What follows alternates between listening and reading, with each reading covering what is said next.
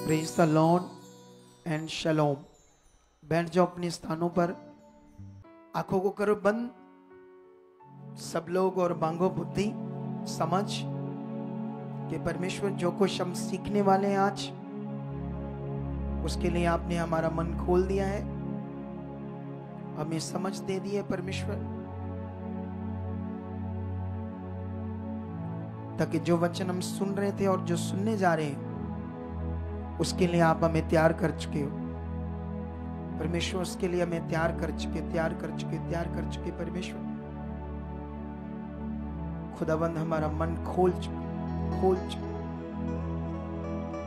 यीशु मसीह के नाम से ऐसा चुका। खुदा आप मुझे भी इस्तेमाल कर चुके ताकि तेरे वचन से भरकर तेरे साथ जी यीशु मसीह के साथ।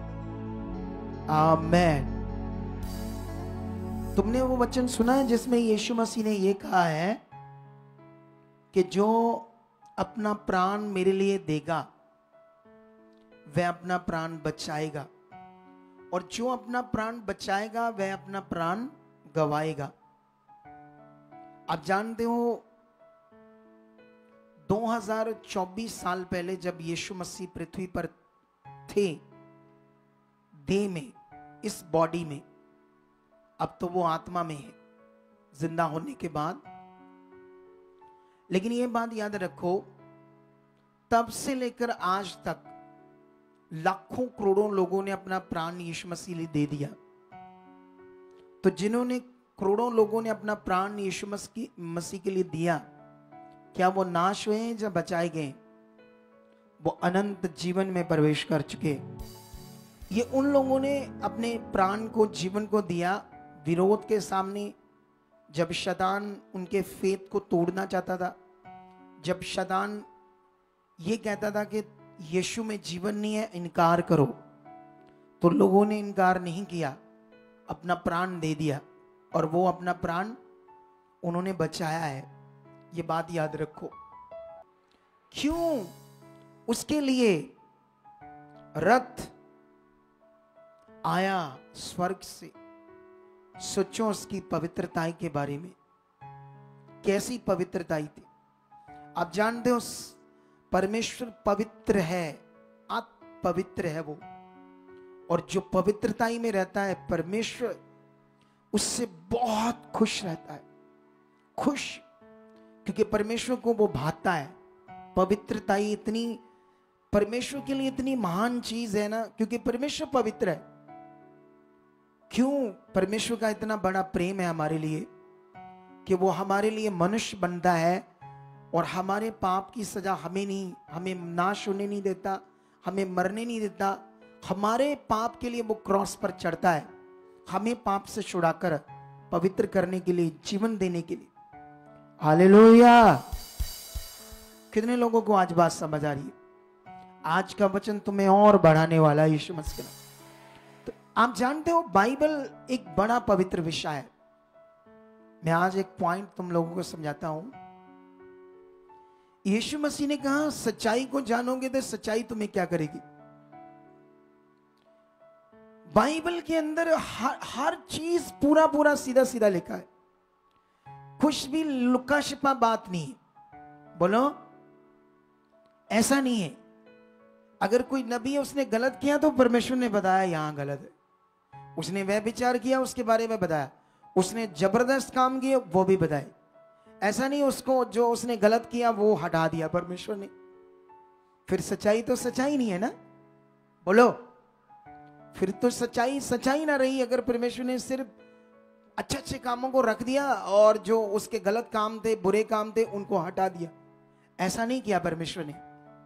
जब तुम दाऊद के बारे में पढ़ते हो तो दाऊद इतना तगड़ा भविष्यवक्ता था, इतना तगड़ा राजा था, इतना तगड़ा परमेश्वर का खोजी था और प्रेमी था।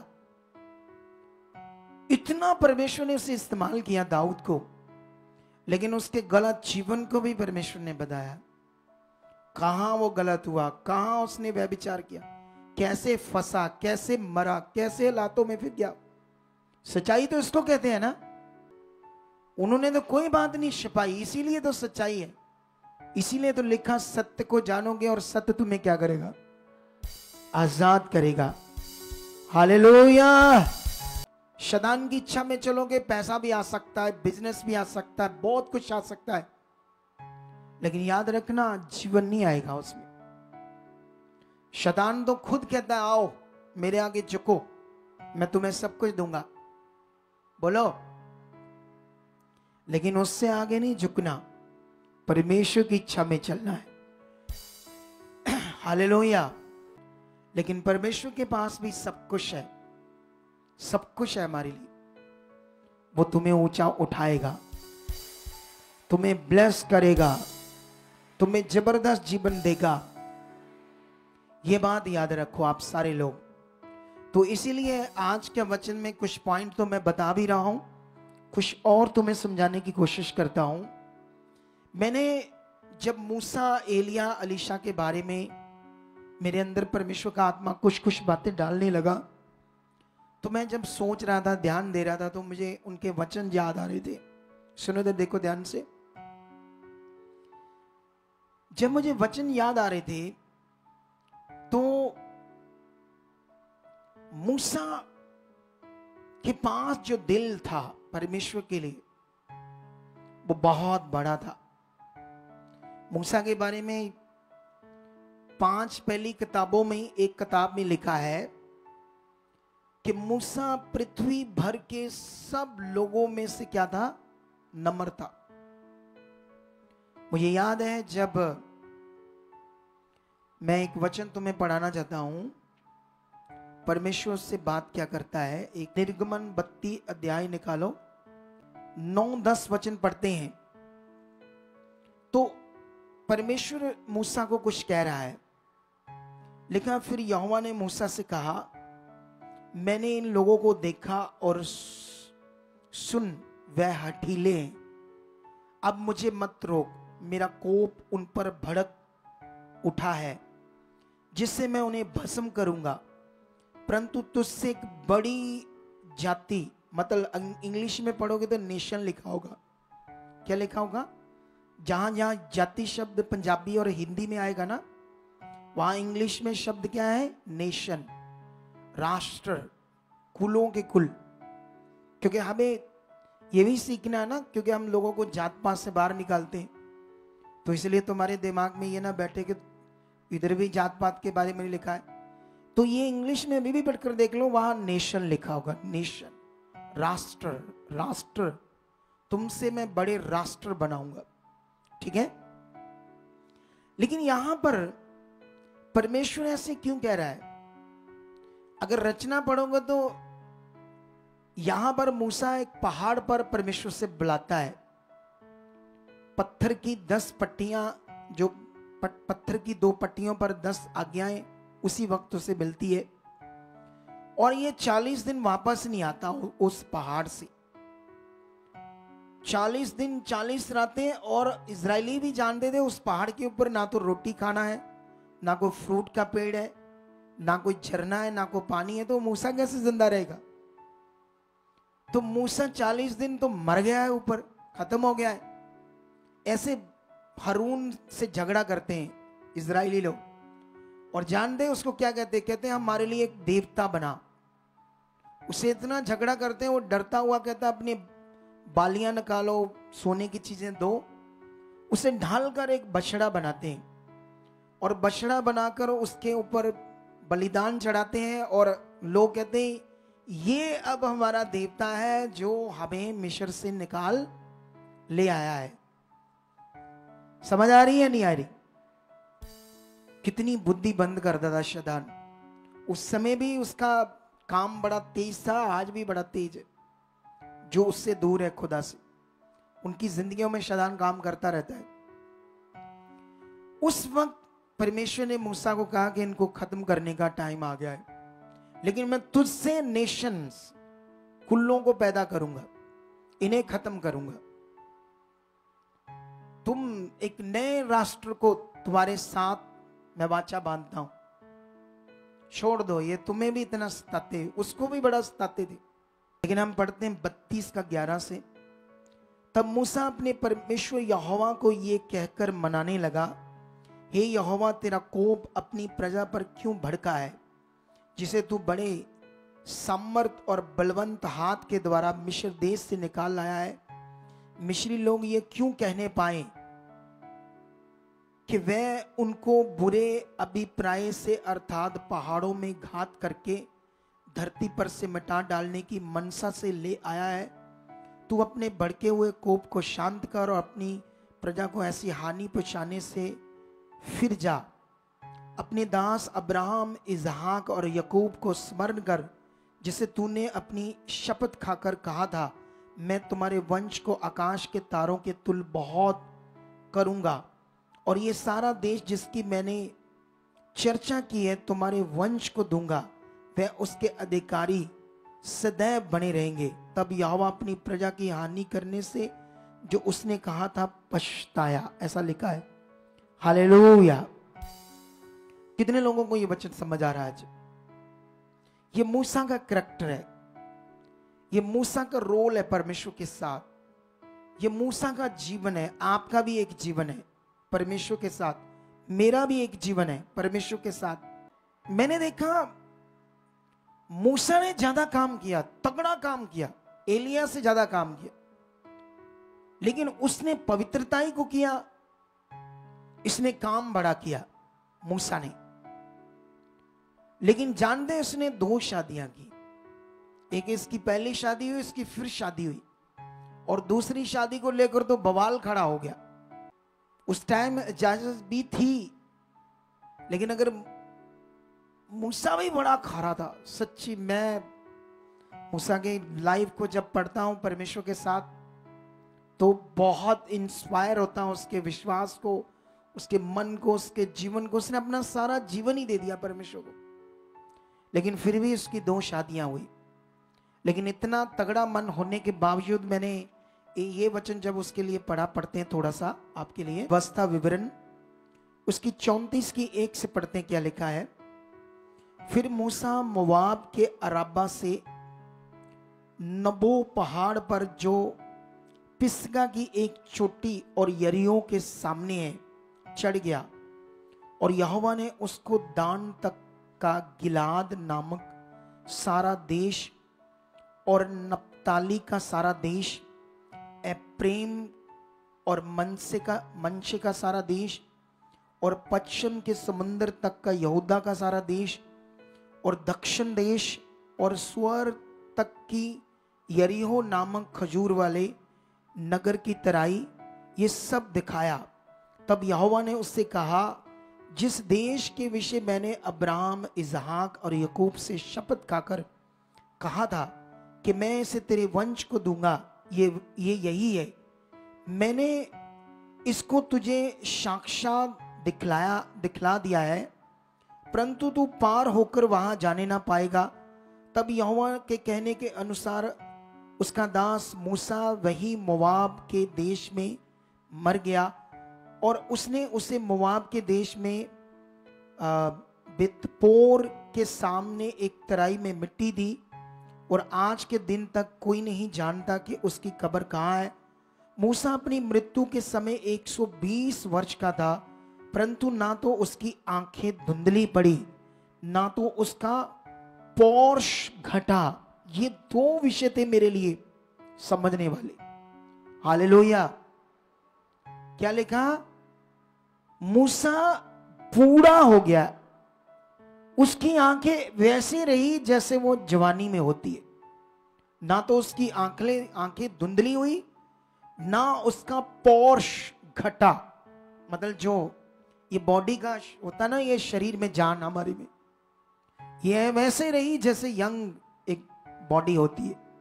सोच कर देखो मूसा के बारे में और परमेश्वर की दया के बारे में, उसके साथ चलने वालों के साथ वो क्या करता है। हालेलुया। टाइम उसका आया, वो उस देश में ना जा पाया, लेकिन उसको सारा कुछ दिखा दिया, क्योंकि वो बहुत खरा और पूरा था परमेश्वर के साथ। 2 शादियां की थी, दूसरी ना करता तो अच्छा रहता, परमेश्वर और उसे इस्तेमाल करता। लेकिन ये डिफरेंस मैं बता रहा हूं तुम्हें, एलिया ऐसा नहीं था। सबसे ज्यादा मैं हैरान तब हुआ जब मैंने एलीशा के बारे में पढ़ा था, पहले भी और अगुओं के मुंह से भी सुना था कि एलीशा रोगी होकर मरा। मैं थोड़ा सा कंफ्यूज था कि एलीशा रोगी होकर क्यों मरा। जब वो इतना दास था, अच्छा, उसने तो एलिया से भी ज्यादा काम किया, अपने गुरु से भी ज्यादा काम किया था, तो रोगी होकर क्यों मरा। मैं इस पॉइंट से थोड़ा सा कंफ्यूज था। और मैंने एक बड़े अगुए के मुंह से सुना था, उसने कहा था एलीशा इसलिए रोगी होकर मरा था क्योंकि उसने ओवर काम किया था। तो मैंने भी एक दो में उससे उसकी मैंने सोचा बड़ा हुआ है तो मैंने भी बोल दिया होगा एक दो बार प्रचार में, ठीक है। लेकिन अब जाकर मैं जब और बढ़ने लगा परमेश्वर के साथ, तो मैंने इस बात से कंफ्यूज होकर परमेश्वर के सामने रखा कि परमेश्वर ऐसा क्यों।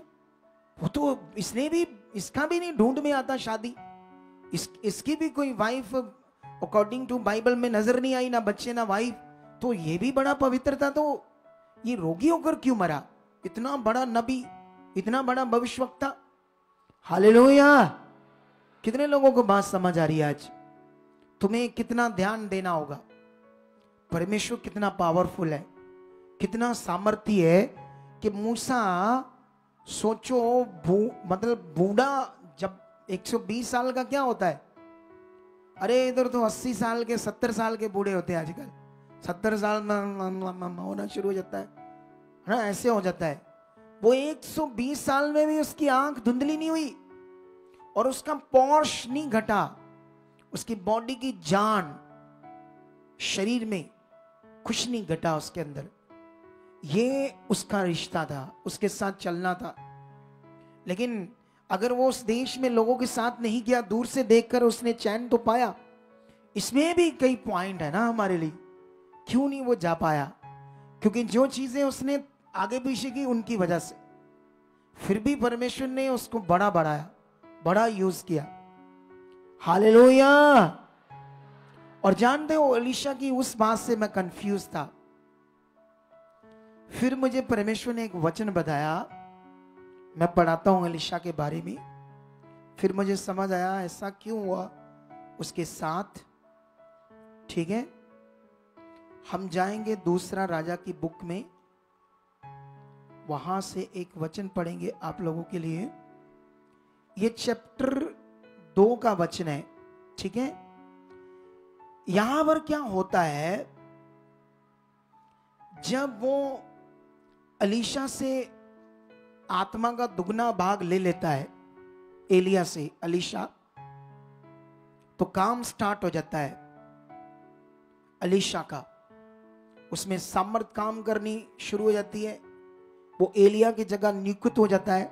सुनो, लेकिन यहां ना एक विषय है, उसके आश्चर्य काम करने शुरू हो जाते हैं। एक बड़ा आश्चर्य काम करता है एलीशा, ये मैं तुम्हें पढ़ाता हूं 2:19 से। उस नगर के निवासियों ने एलीशा से कहा, देख ये नगर मन भावने स्थान पर बसा है, जैसा मेरा प्रभु देखता है, परंतु पानी बुरा है, मतलब खराब है, और भूमि गर्भ गिराने वाली है। उसने कहा, एक नए प्याले में नमक डालकर मेरे पास ले आओ। वह उसके पास ले आए, तब वह जल के सोते के पास निकल गया और उसमें नमक डालकर कहा, यहोवा यूं कहता है, मैं ये पानी को अभी हील करता हूं, जिससे ये फिर कभी मृत्यु या गर्भ गिरने का कारण ना होगा। एलीशा के इस वचन के अनुसार पानी ठीक हो गया और आज तक वहां ना गर्भ गिरा ना पानी में प्रॉब्लम आई। हालेलुया। वहां लोग परेशान थे, लेकिन वो प्रॉब्लम को उसने ठीक किया आत्मा के द्वारा। लेकिन उसके बाद क्या होता है, थोड़ा सा आगे बढ़ो। वहां से वह बतेल को चला एलीशा, और मार्ग की चढ़ाई में चल रहा था कि नगर से छोटे छोटे बच्चे, लड़के निकलकर उसको ठट्ठा करके कहने लगते हैं, हे चंदुए चढ़ आ, हे चंदुए चढ़ आ।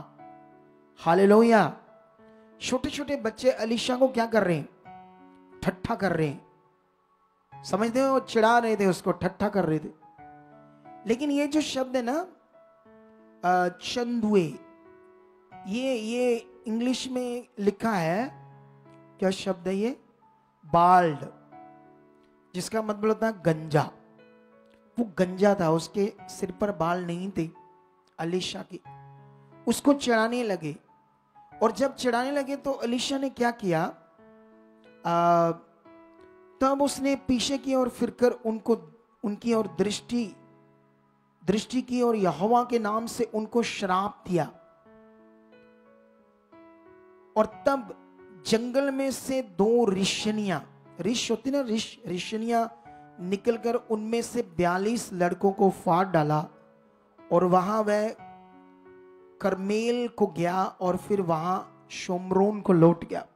सुने तो देखो, बच्चों से चिढ़कर उसने, बाइबल में मिस्टेक है कि यहोवा के नाम से श्राप दिया। हो सकता है यूज किया हो, लेकिन यहोवा के नाम से श्राप नहीं होता, कभी आशीष आती है। क्या आती है? ये बात याद रखो। चिढ़कर शरीर में गया अलीशा, और शरीर में जाकर उसने नेगेटिव चीज की। नेगेटिव चीज, जब तुम भी नेगेटिव चीज करोगे उसका फल पाओगे, तब तुम्हारे साथ वो नेगेटिव चीजें होंगी। उसने ये नेगेटिव चीज की, और जिससे शैतान को मौका लगा, या नेगेटिविटी को मौका लगा, और वहां पर 42 बच्चे फाड़ दिए गए, मर गए। तो ये उसका शरीर का काम था, ये यहोवा ने मुझे दिखाया। हो सकता मेंशन ना हो, एक आधा और भी हो। और इसी वजह से चाहे जितना भी उसने काम किया, हालेलुया, जब दाऊद ने वह विचार किया, सबसे पहले उसका एक बेटा मरता है, उसके बाद अपने बेटों में ही क्लेश झगड़ा स्टार्ट हो जाता, मारा पीटी, बहुत बुरा हाल वह विचार की वजह से। इसीलिए तुम्हें अपना रिश्ता परमेश्वर के साथ बनाना है, खुदा के साथ। हमारा भाग संसार में नहीं है, शैतान के साथ नहीं है, शरीर में नहीं है। हमारा सारा भाग यीशु में। हमारा फोकस, जीवन, सब कुछ किस में चाहिए? मैं कंफ्यूज था, इतना बड़ा भविष्यवक्ता। एक मैं और बात से हैरान हो गया, अलीशा की, जब वो रोग से मर गया, उसको कब्र में रख दिया गया, तो वहां पर एक दल निकल रहा था, तो उनका एक जन, अच्छा वाला जन, उसकी मृत्यु हो जाती है, और वो अलीशा की कब्र में उसे डाल देते हैं। सोचो, और जैसे उसके कब्र में डाल दे, अलीशा की हड्डियों के साथ जुड़कर वो मुर्दा जिंदा हो जाता है। हालेलुया, कितना बड़ा विषय है। मैं ये थोड़ा सा तुम्हें वचन पढ़ाना चाहता हूं, तुम्हारे विश्वास के लिए, ताकि तुम्हें परमेश्वर की ताकत समझ आए।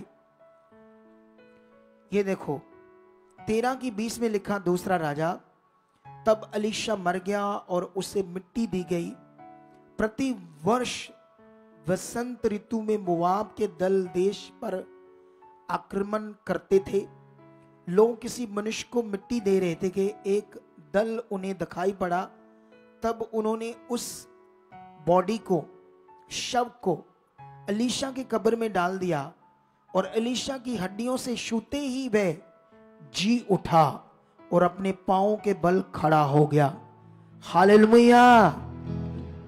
सोचो, अगर अलीशा की हड्डियों में इतनी पावर काम करती थी खुदा की, तो अलीशा को रोगी होना चाहिए था? बोलो, होना चाहिए था उससे रोगी?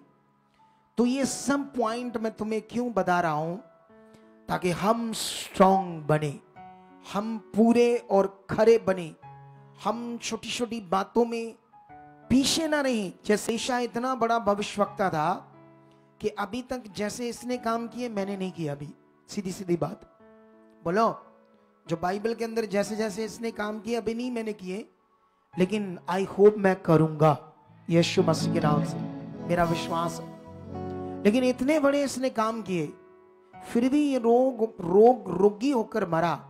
उसका कारण एक वर्ड तो हमारे लिए परमेश्वर ने रख दिया, कुछ और भी बातें होंगी, शायद किसी कारण से नहीं लिखीगी, जिसके कारण उसके साथ ऐसा हुआ। इससे ये समझ आती है कि परमेश्वर न्याय करने वाला सच्चा परमेश्वर है। वो सब बातों में खरा पूरा रहेगा। जैसा तुम चलोगे वैसा तुम्हारे साथ करेगा। ऐसा नहीं तुम बुराई करोगे तो तुम्हारे साथ हमेशा भला होगा, ऐसा नहीं है। तुम बुराई करोगे तो तुम्हारे साथ बुरा होगा। अगर तुम परमेश्वर की इच्छा में चलोगे तो उसका न्याय तुम्हारे लिए सच्चा प्रकट होगा। इसीलिए पवित्र आत्मा का दान हमें मिला ताकि हम खुदा के आत्मा के द्वारा उसकी इच्छा में चले, शरीर में ना रहे। हम आज मीटिंग में आए हैं, हमारा मीटिंग में आने का मकसद क्या है? परमेश्वर के वचन को सीखना, पकड़ना, आगे बढ़ना और उसकी इच्छा में बढ़ना। यीशु मसीह की जो कुर्बानी हुई है ना, उसको सबसे ज्यादा अपने जीवन में महत्व रखना। तुम जानते हो जब शुरू में परमेश्वर ने इजरायलियों को व्यवस्था दी तो उसने कहा जब तुम मांस खाना तो उसको लहू समेत मत खाना, क्योंकि मनुष्य का प्राण लहू में, ऐसे कहा परमेश्वर ने पुराने नियम में। तुम जानते हो इस दुनिया में जब आदम और हवा ने पाप किया तो हमारे, आप जानते हो आपका हार्ट, जो हार्ट है, लोग कहते हैं हार्ट से जिंदा रहता है इंसान। डॉक्टर आपका हार्ट बाहर निकाल देंगे और एक छोटे से पुर्जे को आपके खून को चलाएंगे बॉडी में बिना हार्ट से। बोलो किस चीज से? बिना हार्ट से, एक मशीन से आप आपकी बॉडी में सारे खून चलाएंगे, हार्ट नहीं रखेंगे, हार्ट बाहर निकाल कर रख देंगे, तब भी तुम जिंदा रहोगे, मरोगे नहीं, क्योंकि तुम खून से जिंदा हो। जब कोई मारता ना गोली या चाकू, तो खून जब बहता है तो उनकी क्या हो जाती है? डेथ हो जाती है, क्योंकि खून बहने से, खून बाहर आने से, जानते हो जितनी भी बीमारियां हैं वो तुम्हारे खून में आती है। खून में बीमारियां आने के बाद, आदम और हवा के पाप होने के बाद उनके ब्लड में मौत आई, खून में रोग और बीमारियां आई। आप जानते हो जब आप डॉक्टर के पास जाते हो सबसे पहले वो क्या करता है? जब तुम बीमार होते हो आपका ब्लड लेता है, उसको टेस्ट करता है, क्योंकि वहां से पता चलना है तुम में कौन सी बीमारियां, ब्लड में, तुम्हारे ब्लड टेस्ट करने में पता चलेगा तुम्हारी कौन सी बीमारियां आनी है। कितने लोगों को बात समझ रही? इसीलिए यीशु आया, क्योंकि पुराने नियम में भी ब्लड से ही माफी थी पाप की, ब्लड से ही छुटकारा था, और इस दुनिया में कोई भी किसी मनुष्य के द्वारा छुटकारा नहीं मिल सकता था।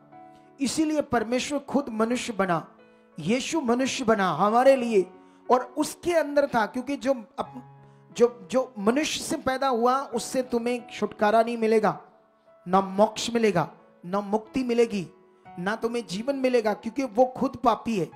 उसकी मौत से, उसके शरीर कुर्बान करने से तुम्हारे लिए कुछ फायदा नहीं होगा। इसीलिए खुद परमेश्वर मनुष्य बना और हमारे पाप के लिए उसने क्या बहाया? पवित्र लहू बहाया। हालेलुया। इसीलिए लिखा उसके कोड़े खाने से, मार खाने से, क्योंकि जब उसने कोड़े खाए उसके शरीर पर कील ठुके, मार पड़ी, तो क्या बहा? उसका लहू। तो वो लहू बहाने से तुम्हारी क्या हुई? चंगाई, डिलीवरेंस, छुटकारा। तुम्हें मौत से भी क्या मिला? छुटकारा मिला। कितने लोगों को बात आज समझ आ रही है? तो तुम्हें क्यों पवित्र रहना है? पाप आने से बीमारियां आई, पाप आने से मौत आई, पाप करने से, व्यभिचार करने से दाऊद के जीवन में प्रॉब्लम आई। महासामर्थी उसके पास काम कर रही थी, शमसून के पास इतनी ताकत काम करती थी खुदा की। जब वह विचार में गया तो दुश्मनों ने आंखें निकाल दी, आंखें निकाल कर, आंखें फोड़ कर एंड में मरता है वो, वह विचार के कारण, पाप के कारण। जब तक वो पवित्रताई में रहता है तब तक दुश्मनों को हिलाकर रख देता है। हालेलुया। तो क्या आज तुम इस वचन को पकड़कर इन करैक्टर्स को, इन कंफ्यूजन को दूर करके, कि उसके रोग आने का कारण था उसके शरीर के काम, शरीर की चीजें की। मैं भी कर सकता, तुम भी कर सकते हो। इसीलिए बाइबल में नए नियम में इसका आंसर दे दिया, जो परमेश्वर ने शरीर पर मन लगाना क्या है? मृत्यु है। हालेलुया।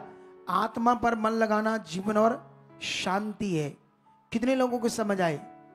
ओवर काम करने से, अगर तुम ज्यादा काम करोगे तो ज्यादा बेनिफिट्स होगा या नहीं होगा?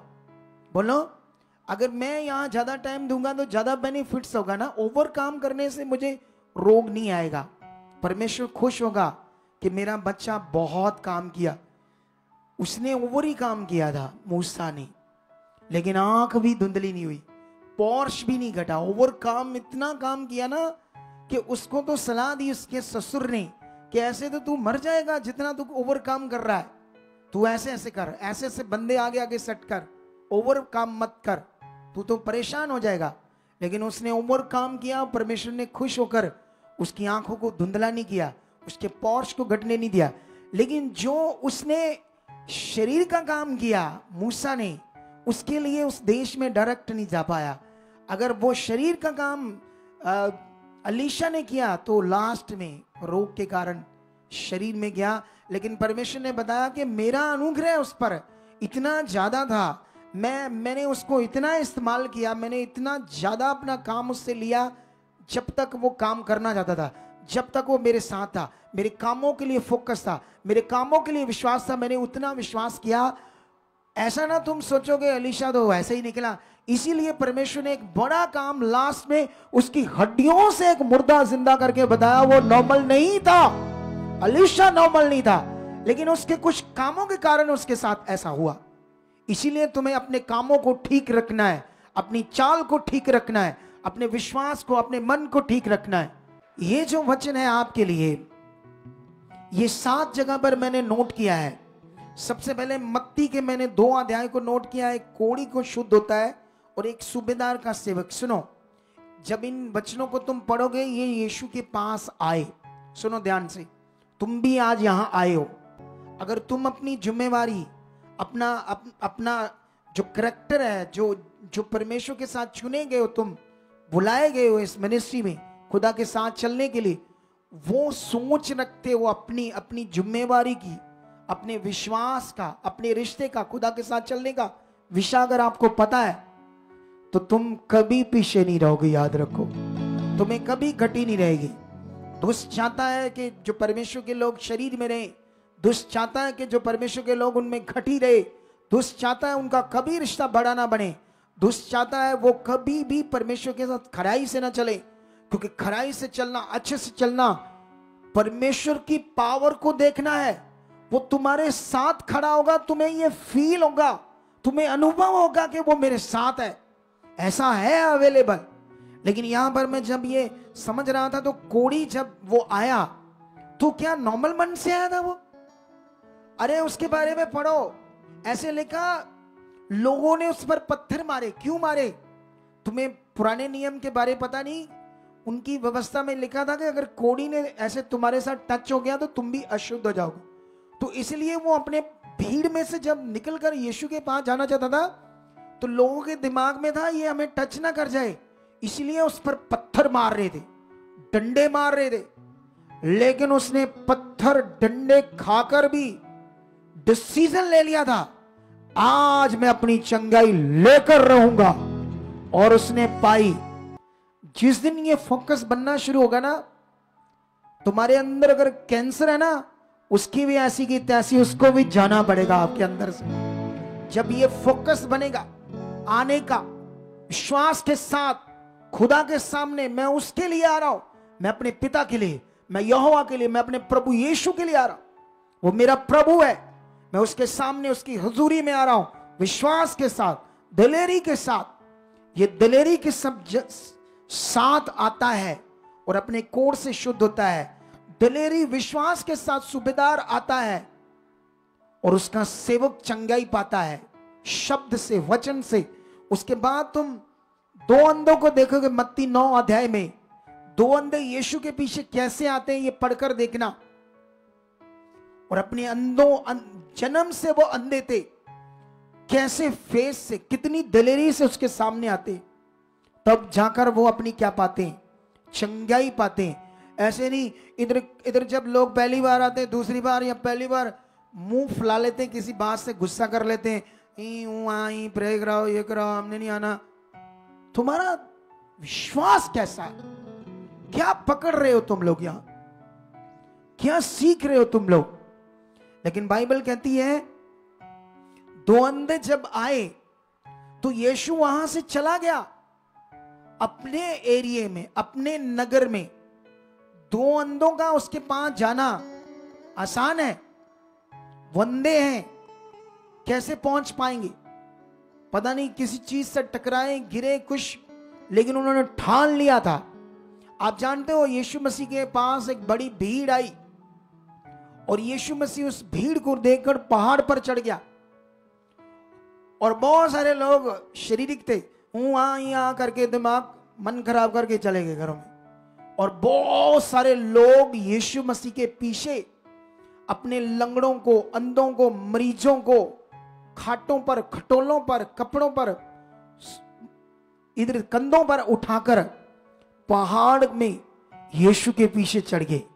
और वचन में लिखा उन सब को यीशु मसीह ने चंगा किया। देखो वो कैसे चढ़े और उनको देखो जो मन खराब करके चले गए। यीशु के पास आने का विषा, खुदा के पास आने का विषा, तुम किस फोकस से आते हो? तुम जब मीटिंग में आते हो किस तैयारी से आते हो? कैसे प्रे करके आते हो? क्या विश्वास करके आते हो? कैसे दिल से आते हो? नहीं तो एक मिनट में सोए जाओ और बड़े से बड़े रोग की रिपोर्ट आपकी नॉर्मल है। हालेलुया, यही पकड़ना है हमें आज। उसके बाद अगर हम मरकस का वो वचन पढ़ें, या तुम कनानी स्त्री के बारे में पढ़ो, कनानी स्त्री के बारे में पढ़ो, वो यीशु के पीछे कैसे आई। मत्ती 15 अध्याय में बाइबल में लिखा, यीशु उसकी सुन नहीं रहा था। और जानते हो यीशु के चेलों ने कहा ये हमारे पीछे चला रही है। यीशु ने कहा कोई बात नहीं, मैं इज़राइल के लिए आया हूं। वो अन्य जाति थी। और जानते जब उसको पता चलता तो यीशु के सामने आती है तो यीशु से कहता मैं बच्चों की रोटी कुत्तों को नहीं डाल सकता। जानते वो कौन सी बात थी? अगर इस आत्मिक बात का एक्सप्लेन करूं तो तुम्हें समझ नहीं आएगी, तो इसलिए मैं ज्यादा एक्सप्लेन करूंगा नहीं। अगर मैं करूं भी तो तुम्हें समझना होगा। उस समय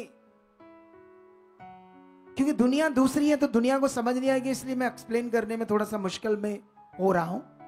यीशु ने ऐसे क्यों कहा कि मैं बच्चों की रोटी कुत्तों के आगे?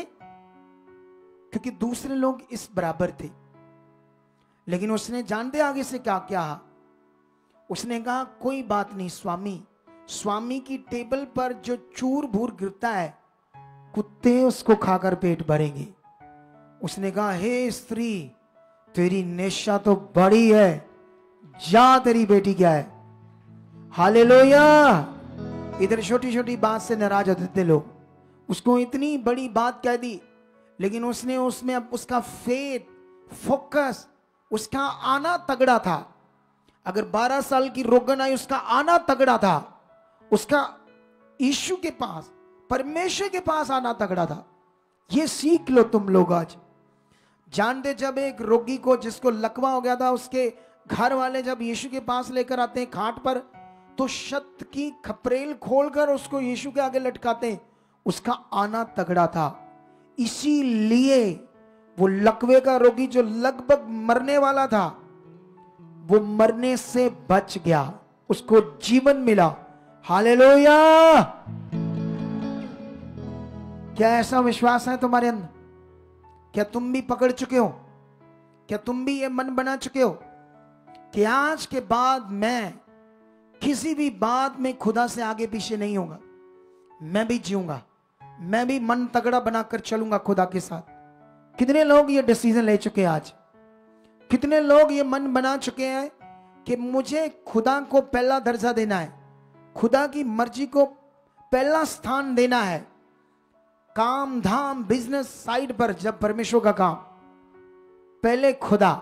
सोचो जब हम बीमार थे, इधर कितने लोग होते हैं जो पता नहीं 6 महीने काम पर नहीं गए, सब जगह ढूंढ डांड, डॉक्टर, बाबे, तंत्री, सब कुछ कर लिया, खुश नहीं मिला, सालों से बुरा हाल था, फिर चंगाई मिली, भला हुआ, और वही कुछ लोग बाद में काम को पहला दर्जा दे। अरे काम को नहीं देना। जिसने तुम्हें जीवन दिया है ना, जो तुम्हें जीवन दे सकता है, वो तुम्हें पैसा भी बड़ा दे सकता है, वो तुम्हें बिजनेस भी बड़ा दे सकता है, वो तुम्हारे लिए सब कुछ बड़ा कर सकता है। इसीलिए तुम्हें आज के बाद जो तुम्हें छूता है, जो तुम्हें जीवन देता है, तुम्हें डिलीवरेंस देता है, उसको पीछे नहीं रखना कभी, उसको पहला स्थान देना है। हालेलुया। याद रखना, जब तुम खुदा के साथ कुछ करते हो, आप जानते हो जब एलिया ने अपने चेले को कहा जा समुद्र को देख, वहां से बादल उठता है या नहीं उठता?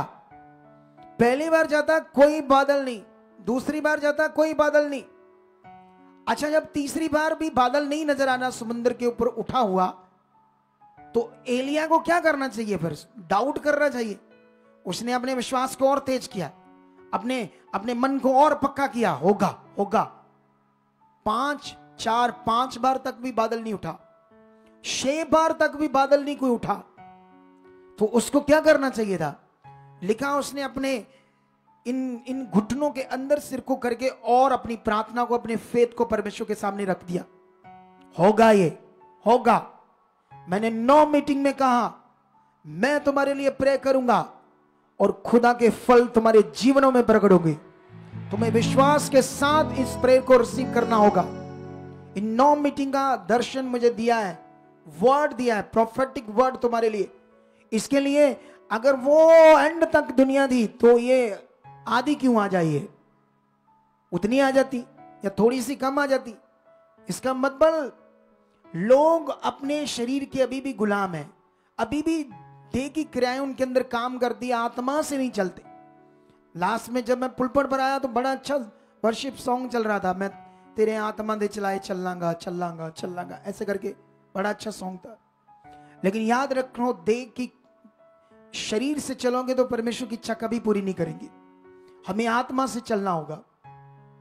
लेकिन इसीलिए इस बात पर ध्यान दो। आज जानते हो, जब 7वीं बार एलिया कहता है देख, फिर से देख, डाउट नहीं कर रहा, वो कहता हाथ जितना बादल नजर आ रहा है, कहता जा लोगों को बोल अब 3.5 साल जो काल पड़ा था बारिश आने वाली है, और आती है पूरे देश के ऊपर वे बारिश। हालेलुया। आज मैं प्रे करने वाला हूं और मेरा विश्वास है रिजल्ट आएंगे। कितने आएंगे मुझे इससे कोई मतलब नहीं, मेरा विश्वास मैं जब करूंगा आएंगे। मैं अपने विश्वास को कभी डाउन नहीं करूंगा, मैं अपनी प्रार्थना को कभी डाउन नहीं करूंगा। मुझे पता है मेरी प्रार्थना, मेरा विश्वास एक दिन जबरदस्त फलों को लाएगा ही लाएगा, लाएगा ही लाएगा। अगर तुम भी ऐसी सोच रख कर आओगे तो तुम्हारे साथ भी ऐसा होगा।